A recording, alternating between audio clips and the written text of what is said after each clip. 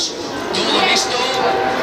Y ahí estamos. Vamos a enganchar. Atención, porque Joaquín se va a montar una salida espectacular. Vamos a ver, sabemos ahí quién se coloca en primera posición. Iván Piña fue el piloto que al final tomó a dianteira.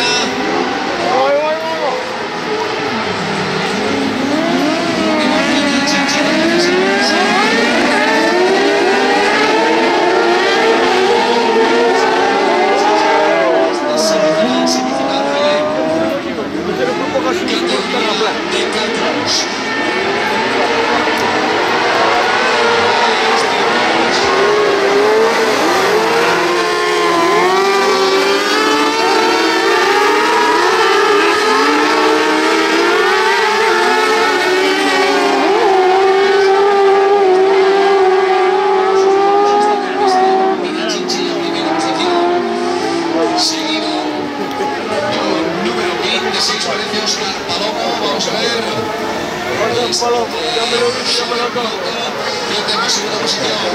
Primera posición de zona vencida del Pecado, 27, 12, 53, 40. 2 minutos, no te